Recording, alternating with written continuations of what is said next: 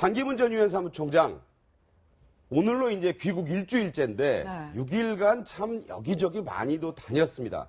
그리고 또 많은 또 깨알 같은 이 해프닝과 비난이 있어서 여기에서도 말이 많은데 어제는 광주에 있는 조선대에 가서 청년들을 앞에 놓고 강의했는데 이게 또 논란에 휩싸였습니다. 어떤 내용인지 들어보겠습니다. 여러분들의 시야를 이제 바깥으로 돌려서 글로벌 스탠다드로 해줬으면 좋겠다. 이런 점을 말씀을 드립니다. 왜냐하면 여러분들이 해외로 진출해서 다른 일이 없으면 진짜 볼런티어로라도 나가서 한번 세계에 어려운 데도 다녀보고 이런 거 스피리트를 기르는 게 중요하다. 젊어서 고생은 사서라도 한다는 말이 있습니다. 자, 이 방송 들으시는 분들은 저게 뭐 잘못된 얘기냐 이러실 텐데 청년들 입장에서는 화가 난다는 겁니다. 너무 물정을 모른다. 지금 인턴제 확대하고 해외로 나가라, 뭐 포기하지 마라 헬조선인데 그래서 화가 났다는데 이 얘기가요. 박근혜 대통령의 과거 발언과 아주 유사하다. 이런 얘기가 나옵니다. 한번 들어보겠습니다. 청년들이 지금이라도 빨리 해외에서라도 그 기회를 가질 수 있도록 적극적으로 그 노력을 했으면 합니다. 대한민국의 청년이 텅텅 빌 정도로 한번 해보세요. 다 어디 갔냐? 저 중동에 다 갔다고 그래요. 지금 청년 일자리가 지금 철벽이 되고 있는 거 아시죠?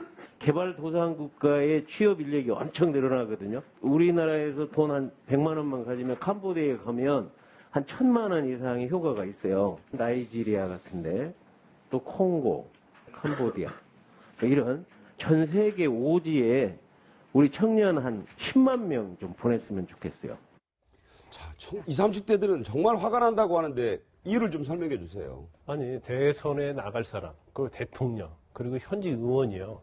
지금 왜 청년들이 이렇게 힘들어하는지를 지금 모르고 있는 거예요. 네. 그래서 지금 어떻게 하면 일자리를 창출할 것인지 제도적으로 어떻게 할 생각을 하고 어떤 그런 청년들의 어떤 실업, 네. 빈곤을 어떻게 해결할 것인가에 대한 근본적인 대책을 내세워야 하는데 아니 나라에서 일을 어떤 형식으로든지 그런 청년들이 그런 걸 탈출할 수 있도록 해줘야 하는데 뭐 없으면 해외 가라. 그러면 그건 대책이 아니잖아요. 그럼 없으면 해외 가서 어떻게 하라는 거예요. 해외 가서 지금 사실 청년들은요. 해외 나가는 것 자체의 어떤 비행기표 값도 없을 거예요. 예를 들어서. 네. 그런데 그거에 대한 어떤 대책 없고 그냥 무조건 뭐 해외 나가서 자원봉사하라? 그게 청년들이 어떤 자기의 빈곤이랄지 실업을 탈출하는데 그게 대책이 됩니까? 아니, 당장 돈을 벌어서 학자금을 갚아야 되는데 자원봉사를 그렇죠. 할 수가 있습니까? 지금 굉장히 뭐 학자금이랄지 아니면 취직에 관해서 굉장히 스트레스를 받고 있는 청년들에게 희망과 비전을 줘야죠. 참 만약 자원봉사를 하라는 말이 네. 뭐 틀리지 않았다고 봐요. 그럼 자원봉사 갔다 와서 어떻게 오자는 거예요? 네. 그러면 학자금 어떻게 갚으라는 거예요? 그렇기 때문에 저건 대선의 후보나 대통령이 할 수 있는 얘기가 아니라는 거죠. 네. 자, 그러면서 이게 또 말실수 논란에 휩싸였습니다. 바로 이 얘기인데요. 여러분도 한번 잘 들어보시기 바랍니다. 광주는 또 이 아주 훌륭하신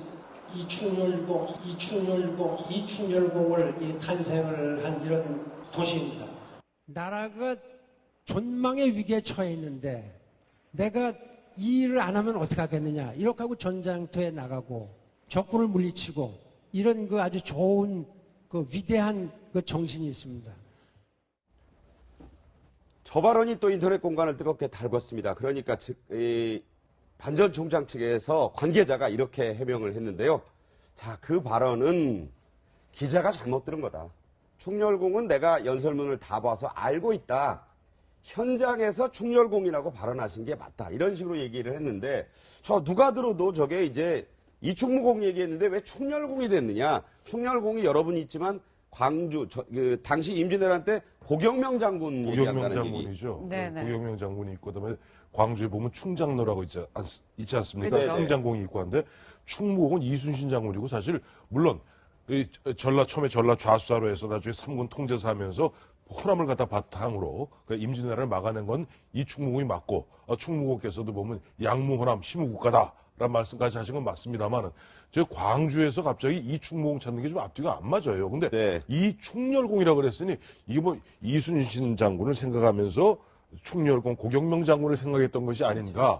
틀렸으면 네. 그러면 되는 것이고 저는 기본적으로 아까 말씀하신 대로 지금 반기문 전 유엔 사무총장이 6박 7일 됐습니다만 네. 너무 바쁘게 다녀요. 네. 너무 바쁘게 다녀요. 그러다 보니까 너무 바쁘다 보니 박지원 의원도 그 얘기를 하십시다.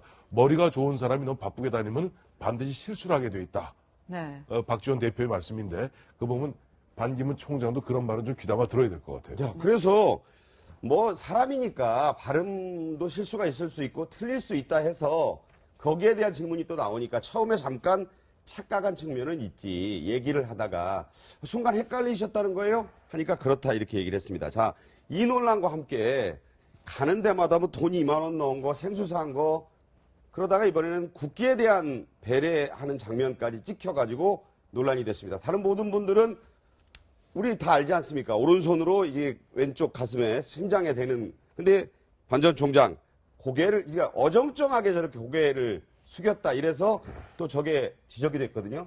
그 아마 저런 그 기념식 하면 순국 선열에 대한 묵념 코너가 있지 않습니까? 네. 순간 아마 그걸 잠시 착각하셨던 것 같아요. 그래서 근데 뭐 저거는 뭐 저런 실수를 누가 한 번쯤은 할 수가 있는 거죠. 근데 얼른 다시 물론 바로 또 이렇게 해요. 지금 손을 올리는 거 보면 국기대에 앉아니까 경례의 예를 지금 취하고 있는 모습인데요. 근데 문제는 지금 반기문 전 총장이 지금 연일 이런 실수들을 계속적으로 하고 있다는 거죠. 깨알 실수가 반복되고 있다. 근데 저는 그 반기문 전 총장 입장에서는 본인이 지금 이제 귀국했음에도 불구하고 일종의 컨벤션 효과에 의해서 지지율 상승이 지금 그렇게 뚜렷해 보이게 귀국 보이지 효과라고 그러죠. 예, 그렇죠. 이제 귀국 효과. 예. 귀국 효과 뚜렷하게 보이지 않는 데 대한 좀 조급증이 좀 아마 상당히 많이 본인으로 하여금 상당히 그렇게 좀 많은 곳을 다니게 하고 그러다 보니까 준비가 부족하고 그러다 보니까 자꾸는 실수가 있다라는 것이 아니냐. 문제는 저런 실수들이 쌓이면 가랑비에 옷 젖는다고 상당히 회복하기 힘들 수도 있다는 거죠. 자, 그러다가 이제 반 전 총장 급기야 기자들이 가는 데마다 집요하게 이제 한 가지 질문만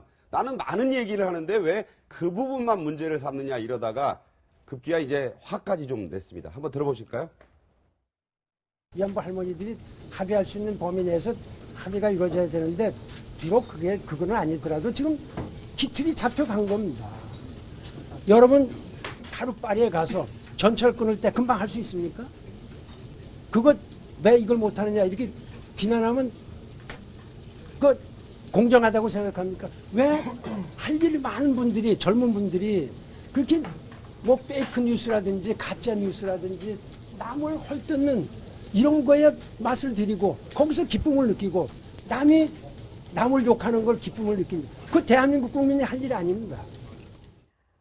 상당히 약간 좀 격앙된 모습인데 네. 급기야 이제 좀 더 나가셨어요. 네, 그렇습니다. 바로 참모들에게 왜 자꾸 나에게 이런 질문을 하느냐라고 기자들에 대해서 얘기를 하면서 이런 얘기를 했습니다. 위안부 문제만 와서 물어보니까 내가 마치 역사에 잘못한 것 같다라고 하면서 기자들에 대해서 나쁜 놈들이에요 라고 얘기하는 걸 기자가 들어버렸습니다. 자, 저게 이제 그럴 수 있나라고 하면서 이제 반응이 여러 군데서 나오고 드디어 오늘 아침에는 더민주당 우상호 원내대표까지 여기에 대해서 발언을 했습니다. 들어보겠습니다.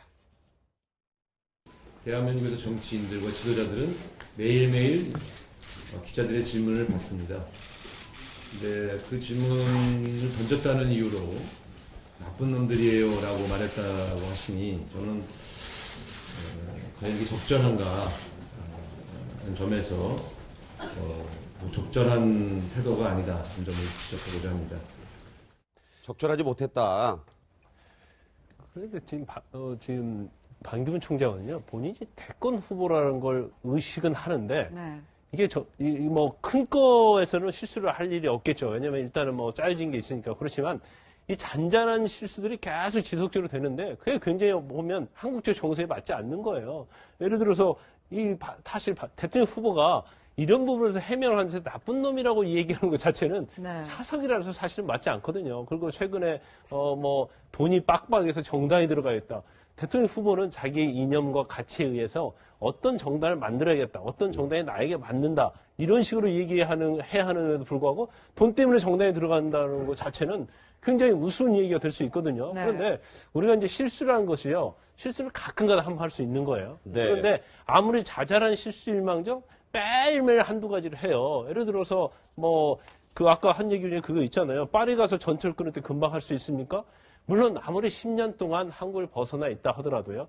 파리하고 한국은 좀 틀리죠. 네. 그러면 한국의 정서랄지 한국의 어떤 문화랄지 시스템에 대해서 본인이 잘 알고 있지 못하지 않느냐. 그런 사람이 과연 대통령이 될 수 있겠느냐. 대통령이 될 자격이 있느냐라는 근본적 의문을 가질 수밖에 없는 상황이 계속 반복이 됐기 때문에 그런 부분을 어떻게 헤쳐나가냐가 반기문 총장이 향후에 유력한 대선 후보로 갈 수 있느냐 없느냐를 굉장히 좌지우지할 수 있다. 그렇게 봅니다. 자, 이러니까 이제 반기문 전 총장이 입당 의사를 밝혔는데도 바른정당도 그렇고 국민의당도 그렇고 좀 시큰둥하고 있습니다.